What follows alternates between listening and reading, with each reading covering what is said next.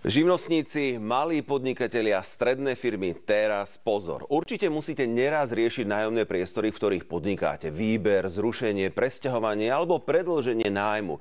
Poznáte zlaté pravidlo, ako sa vyhnúť chybe dopredu? Jednoducho byť na ňu pripravený. Viac si povieme s expertom na prenajímanie komerčných nehnuteľností, pánom Jánom Liščákom. Dobrý deň. Dobrý deň.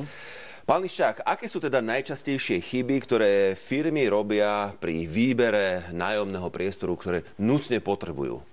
Podceňujú celý tento proces a nejakým spôsobom ho zjednodušujú. A v tejto súvislosti si treba uvedomiť, že zmena miesta podnikania a výber nového nájomného priestoru je veľmi dôležitou fázou v životnom cykle každej firmy. A z tohto dôvodu k nej treba pristúpiť s plnou vážnosťou a profesionálnym prístupom. Firmy by si mali, pokiaľ hľadajú nový nájomný priestor, v prvom rade preveriť prenajímateľa, preveriť predmet nájmu.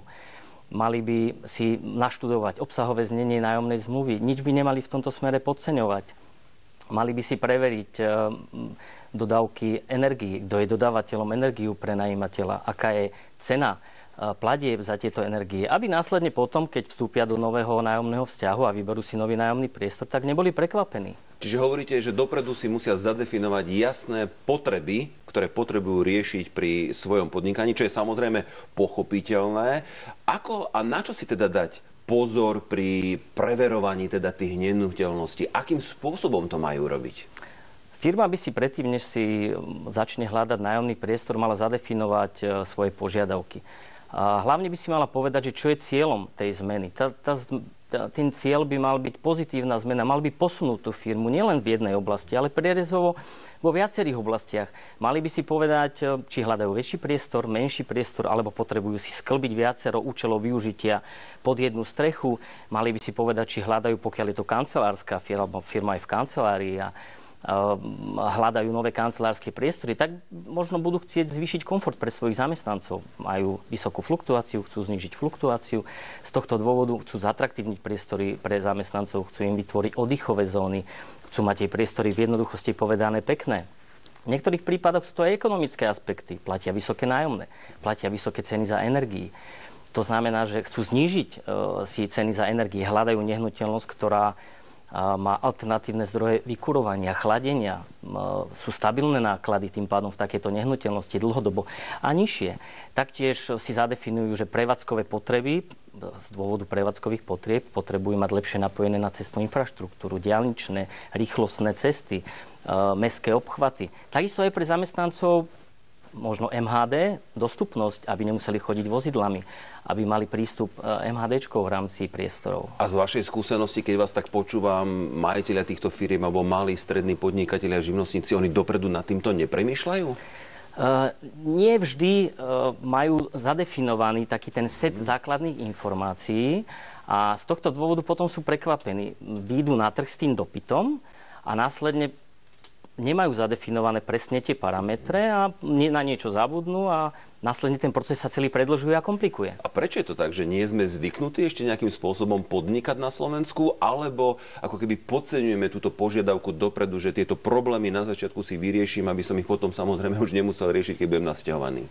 Každá firma je odborník a expert na to, čo robí, v čom podniká. Keď príde takáto oblasť, tak nemajú skúsenosti v tejto téme a preto je možno dobre si vybrať nejakého partnera v rámci tejto udalosti, ktorá sa v tejto firme začne diať. A ten partner ich bude sprevádzať celým tým procesom výberu nájomného priestoru, komunikácie s prenajímateľom, preverovania nehnuteľnosti. A samozrejme tento partner musí byť skúsená firma, ktorá pozná trh a pozná, aké sú ponuky, pozná prenajímateľov. A na konci vlastne firmy tak či tak potom ušetria čas a peniaze, pretože nebudú musieť riešiť problémy, ktoré môžu vzniknúť, ako teraz o nich rozprávate. Pán Liščák, je správne vyjednávať tie podmienky alebo ten prenájom na dobu určitú alebo neurčitú? Ja by som začal možno odpovedať na túto otázku tým, že každá firma potrebuje stabilitu. Žiadna firma sa nechce sťahovať každé 2-3 roky. Stabilita tej firmy je veľmi dôležitá vec a z tohto dôvodu si potrebuje tá firma vybrať aj stabilného prenajímateľa, renomovaného prenajímateľa, profesionála, lebo to je partnerstvo na dlhé roky.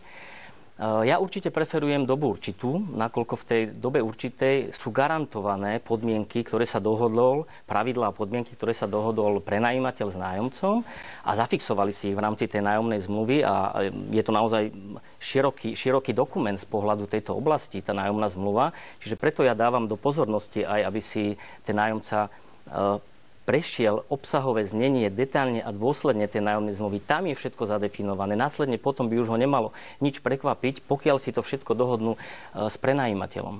No aké sú teda potom tie stratégie, keď sa vlastne tieto dve strany dohadujú? Je to veľmi náročné, ako tu naznačujete. Sú na to nejaké finty alebo osvedčené, by som povedal, možnosti, požiadavky, klauzule? Na čo si dať pozor pri dohadovaní sa tesne pred podpisom alebo vlastne konzultovaní, preberaní tej zmluvy? Pri tých vyjednávaniach je veľmi dôležitá znalosť toho trhu, znalosť tej problematiky.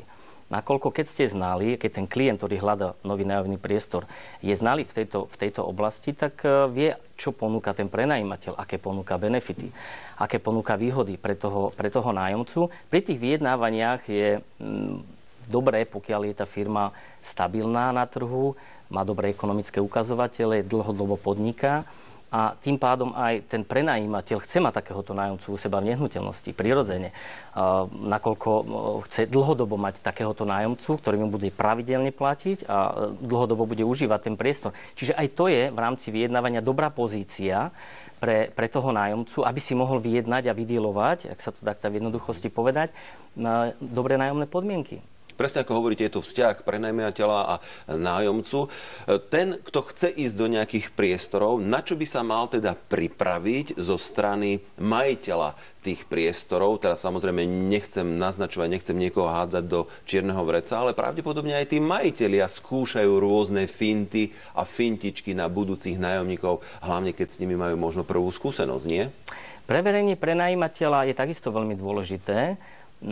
Ten prenajímateľ by mal byť profesionál v tom, čo robí. Mala by to byť jeho hlavná podnikateľská činnosť. A toto by si mal preveriť tá firma, ktorá hľadá nový nájomný priestor. Koľko nehnuteľností vlastní, či vlastní nehnuteľnosti iba na Slovensku alebo aj v zahraničí.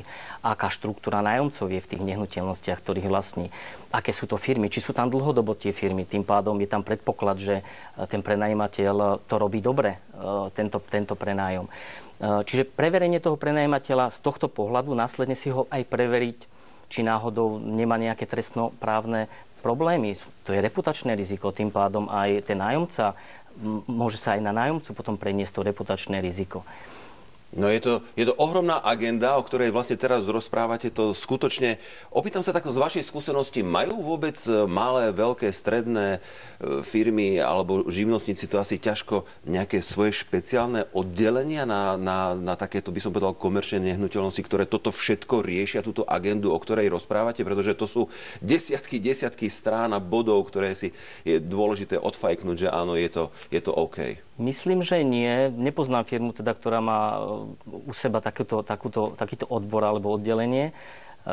Väčšinou to majú právne, účtovné oddelenia. Ale to je rozdiel. Právne a účtovné, ale to je rozdiel. Ten právnik vie byť nápomocný v rámci toho celého procesu, hlavne pri obsahovom znení tej nájomnej zmluvy, ale zase je veľmi dobré, pokiaľ je, opäť poviem, prizvaný do tohto celého procesu expert, ktorý má bohaté skúsenosti a vie naozaj poukázať na čo si dať pozor, čomu sa vyhnúť. A potom samozrejme tí právnici už danej tej firmy urobia si tú svoju prácu, ale nemajú. Ja si myslím, že preto je dobré osloviť odborníkov na túto oblasť. No a teraz tá najdôležitejšia vec. Ako je to, teda si myslím ja, s indexáciou nájomného a zmenami cien? Pretože za každý priestor sa platí a keď sa tu rozprávame, že je vlastne veľmi výhodné pre obe strany byť dlhodobo v tom nájme a vzájomne si ako keby vypomôcť, tak tá cena sa v čase mení. Čiže na čo si dať pozor a ako uchopiť tú indexáciu? Je to v prvom rade úplný štandard, tá indexácia v tých nájomných zmluvách, obzvlášť pri tom období, ktoré sme tu mali v posledných rokoch a tou indexáciou sa chce chrániť ten prenajímateľ kvôli tomu, aby sa mu neznehodnocovala tá nehnuteľnosť aj v rámci doby návratnosti, v rámci tej nehnuteľnosti. Čiže je to v prvom rade úplný štandard, musí s tým nájomca rátať, nemalo by ho to prekvapiť, nemal by sa dostať do fázy, kedy už má vybratý priestor odkomunikovaný dosť veľkú časť s prenajímateľom a zrazu sa dostane k nájomnej zmluve a zistí, že indexácia nie je mu to sympatické, to slovíčko. Je to úplný štandard, využíva sa viac menej vždy alebo štandardne harmonizovaný index spotrebiteľských cien eurozóny, tzv. HICP, na základe ktorého sa vypočítava ten index, ten nárast toho medziročného nájomného, alebo to môže byť, niektorí prenajímatelia používajú aj ten index spotrebiteľských cien Slovenska, to znamená tú národnú infláciu, ktorú máme tu na Slovensku. Ale treba ešte opätovne zopakovať, je to úplný štandard, s týmto musia tí nájomcovia rátať, že to nájdu určite túto klauzulu v obsahovom znení nájomnej zmluvy. Jan Liščák, odborník na prenájom komerčných priestorov. Ďakujem za váš čas a cenné rady a pevne verím, že sa vidíme minimálne o 2-3 mesiace. Ďakujem za pozvanie. Dovidenia.